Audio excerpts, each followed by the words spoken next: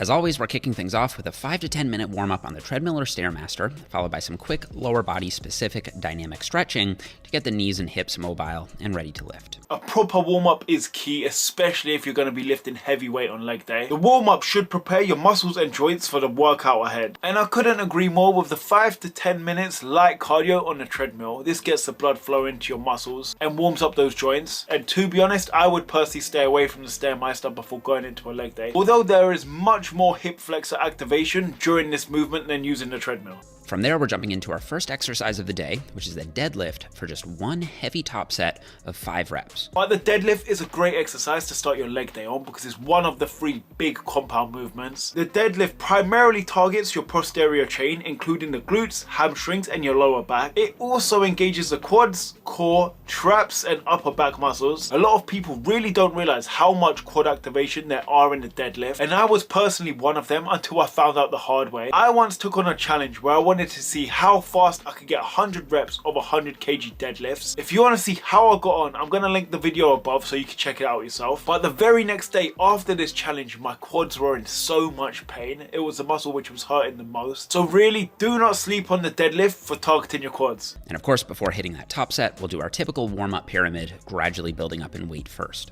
This is very responsible, and I expect nonetheless from someone like Jeff Nippard. This is a great example of pyramid sets. So the deadlift top set should be taken to an RPE of 8 or 9, meaning you're leaving no more than 1 or 2 reps in the tank. And since the volume is lower here, it's important that we compensate by pushing the set closer to failure. Still, since we don't want this strength work to interfere with the remaining leg volume to follow in this workout, we don't want the set to be cripplingly difficult either.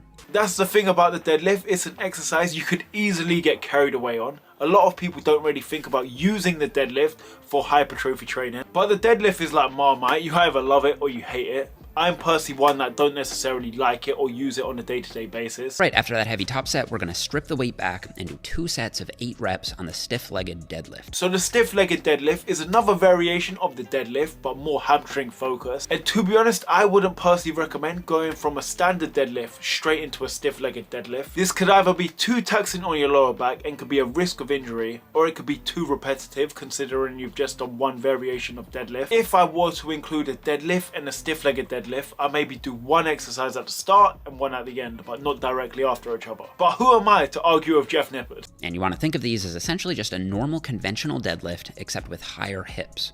So instead of dropping your hips down as you bend your knees during the normal deadlift setup, with the stiff leg deadlift, you want to keep your hips high, keep your knees more straight, and then initiate the pull by just hinging at your hips. Jeff's basically reminding us that the stiff leg deadlift isn't about turning it into a squat. Keeping the hips high and focusing on the hip hinge really isolates the hamstrings and the glutes. If your knees start to bend too much, you're shifting the tension away from the muscles you're actually trying to target. So let me know in the comment section if you agree with Jeff, if you include both the standard and the stiff-legged deadlift back to back.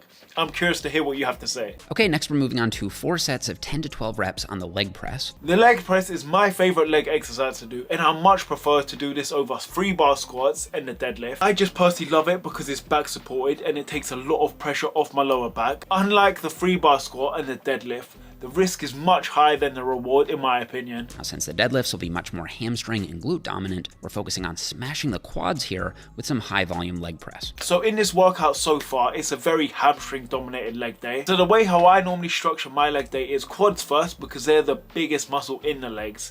Then I'll go onto the hamstrings, and then finally, if I have enough time, I'll go onto the calves. That's only if I train them. So he's done the complete opposite of prioritizing the hamstrings, then going into the quads. And there's nothing wrong with that. If you're enjoying this video so far, give it a thumbs up. You want to go as deep as you comfortably can without allowing your lower back to round noticeably. I do find that I can feel my quads a lot better if I maintain a slight knee bend at the top. So I'm using more of a constant tension approach here by not locking the weight out at the top and not pausing in between reps, just getting all the way to 10 to 12 reps with a smooth, consistent cadence. So I like what Jeff says here about getting the full depth and getting the full range of motion and not locking out the knees at the top. He even likes to keep his knees slightly bent at the top of the movement, just because this keeps your quads under constant tension throughout your whole set. People don't realize how safe the leg press machine is. You're not going to get crushed under it. So a lot of people really do fear getting that proper deep range of motion on the leg press. But that's what the safety latches are for. If you get to the bottom of the movement and you cannot push the weight back up,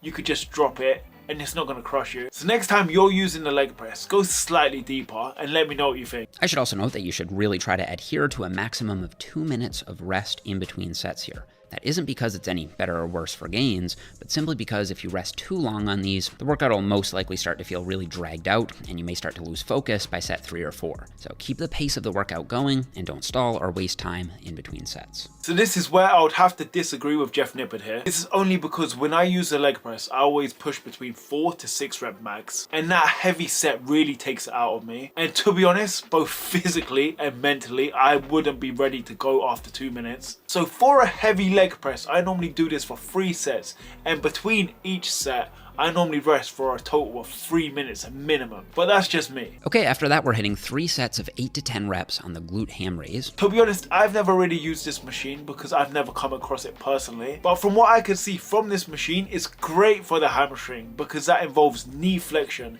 and that totally isolates the hamstring. However, if you don't have a machine like this, you can easily set up glute ham raises on the back of a lat pull down machine, and you can use a stick or a broom handle as a counterweight, or you can use a lat pull down bar if that works. I think that's a little bit excessive, and I personally wouldn't want to use a lat pull down machine if it's not being used correctly. Or if you find that awkward, you can have a partner pin down your ankles and do Nordic ham curls, controlling the negative as much as you can, and then using your hands to push you up at the bottom. See, with the Nordic ham curls, they're a much better exercise, but you could only do this if you have a training partner. I'm someone that trains alone 90% of the time, so he hasn't necessarily given 2 great substitutions here. So my current favorite hamstring isolation exercise, other than the seated leg curl and the laying leg curl, is the back extension, but doing this back extension so it's more hamstring dominant. It's a very similar exercise to what he's mentioned, but you're at a 45-degree angle. This exercise is great because most gyms do have a back extension machine, and a lot of people may not feel comfortable doing this movement in a lat pull down or asking someone to help them do Nordic curls.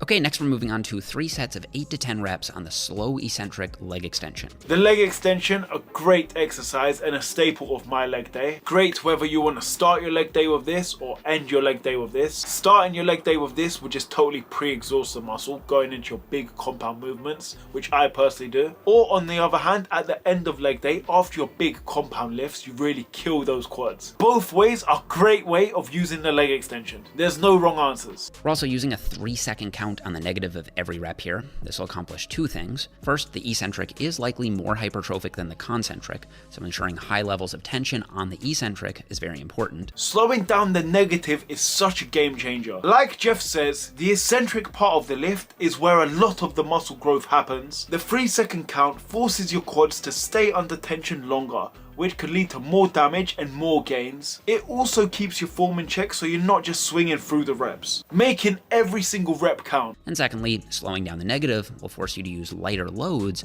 which should put less strain on the knees without compromising the hypertrophic stimulus of the set. So what Jeff is basically saying here is to put your ego aside and really focus and control each of the reps of the leg extension. If you follow this workout to a T, you've already done deadlifts, stiff-legged deadlift, Nordic curls, and the leg press, and that's very taxing on the knees, and that's where a lot of energy would be exerted during those movements. But after all that volume and all that energy being burnt, you shouldn't even be lifting too heavy on the leg extension. So it's just a reminder to lower the weight and just focus on your mind-muscle connection, really feeling each rep. Alright, after that we're doing 4 sets of 15 to 20 reps on the seated calf raise.